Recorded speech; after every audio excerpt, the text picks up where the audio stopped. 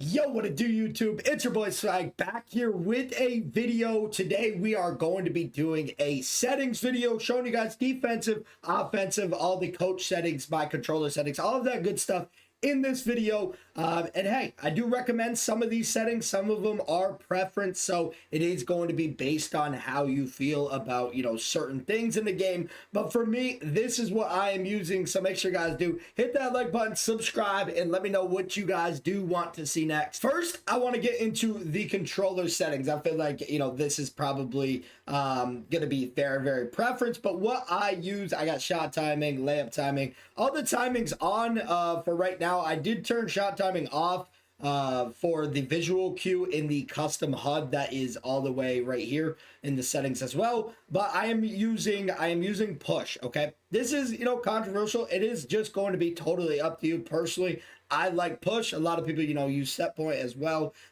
So either one of those are probably the best to enable skip passing. If you hold X, you're going to be able to skip pass. Is another really, really good thing. Icon passing, icon lead passing. Some of you guys, I was in the streaming earlier, and some of you guys were like, Swag, you can't do custom like pick and rolls anymore. I didn't really know what that meant, but the only thing I could think of is make sure you guys do have icon leading pass on, because when you do the pick and roll, you can point your joystick to the direction that you want them to go, and they will, when you pass it, they will lead that direction, giving them a little bit more space from the defender. So that is a good thing to have on. And then, a lot of the other settings, nothing too crazy. I got handoff pitch right there. That is probably the best one for that as well. And then pretty much everything else, double team for this. Pretty much everything else I got off on the controller right there. Everything else is pretty much stock. I didn't really touch it. But yeah, those are my controller settings.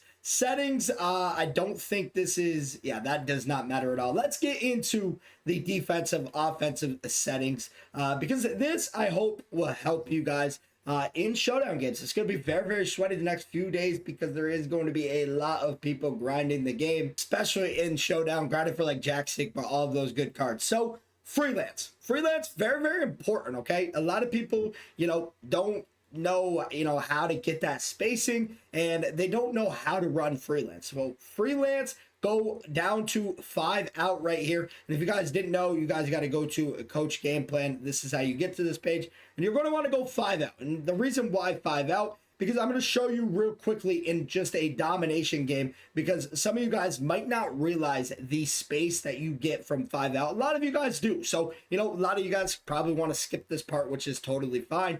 But, the 5 out spacing, there is another thing that you can add to that is going to make the spacing a little bit better, which is also good as well. So let me just show you guys this real quick. So on the offense end, when you get the ball, you're going to hit right on the D-pad on PlayStation, right on the D-pad, you're going to hit R1 for freelance. Oop, I went too slow. R1 for freelance, and then X 5 out. That is going to get you in your freelance right here. Here's the 5 out freelance. I don't know really why he is sending me a screen, but you guys see the spacing that we're really getting with all of the wings spread out. I don't know why DeMarcus sent me a screen. Obviously, in offensive possessions, you're going to call for a lot of screens. Then the second thing for the freelance, so after you pull that up, you're going to hit the opposite way on the D-pad and go past screen away. So you see a little bit more space in there. Now you call for your screen and rolls, you just get a little bit more spacing. So that is what I like to do on the offensive end personally. Now, that is really all you have to do offensively. Call for the screen and rolls. And that's how you're gonna get your spacing, run on the break, all of that good stuff. Defense is very, very important, and that is up next. On ball pressure at this stage. Okay, here this is subject to change, month after month or week after week, because of the cards in the game. But right now, we look at the cards in the game, they're not the best shooting cards. They have slower releases, and all of that stuff. So, and they're not as quick off the dribble, most of the cards. So what you want to do right now, in my opinion, is on ball, you can either run this moderate or you can run this on tight. Like I said, a lot of people have, slower releases. They're not as quick off the dribble, so you can play them up a little bit closer, or you can play safe and just play moderate, but that will give them a little bit more space. So personally, I'm playing tight right now. I think that is the best For me personally, I do like, some of the defensive sliding in the game. So I do think tight is good, but, you can run moderate as well. Off ball pressure, this is another tough one here. I think, you're kind of relatively always in the same ballpark with on ball and off ball. On ball pressure, I'm running moderate. The pass into the shot is slow, so it's giving your guy a lot of time to, obviously contest that. So moderate for me there. Okay.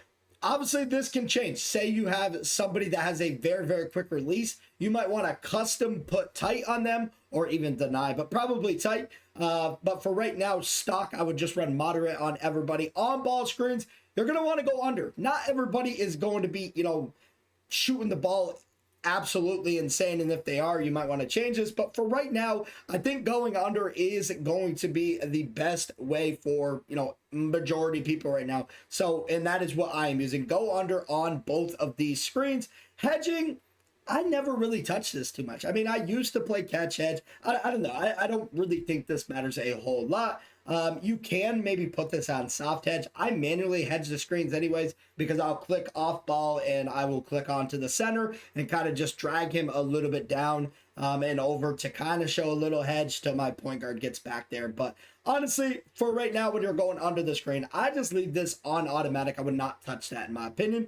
Okay, a big thing here. This is a very, very key point. You're going to want to stay attached, okay? And here is why. Staying attached, basically when your guy goes under the screen, he's not going to switch onto the center. He's not going to, get lost in, wherever he is on the court. He's going to stay attached to his assignment, which is the guy running off the screen majority of the time. So that is a good thing to have on. And then, taking a look at some other settings here. Post, leave that on automatic. Off-ball screen. You can mess around with these. You can do the go under, you can do the go over. Honestly, probably go over would be best. I leave it on automatic.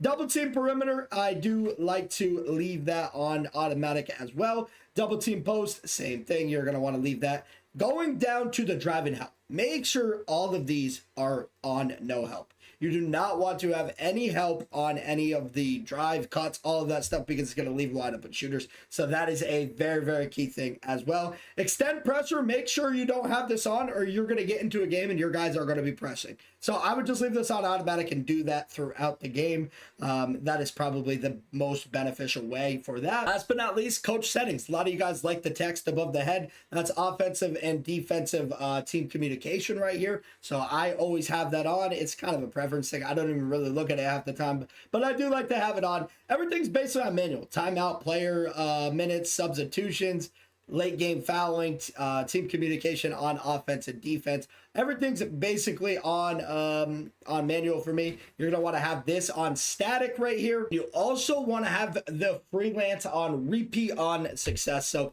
that is going to, always stay in. I always trigger my freelance every single time down the court, but if you leave that on, it should stay up for the whole game. Those are my settings right now. Let me know in the comment section down below what you guys are running, what you guys are having a lot of success with. That is what I am running. Here's what the squad is looking like. We haven't been grinding a lot of my team, but we will be grinding a lot more starting tomorrow on stream. So make sure you guys do stay tuned to that. Hope you guys did enjoy the video. Make sure to drop a like, subscribe if you guys are new. Hope you guys enjoyed it. Until next time, stay swaggy. Peace.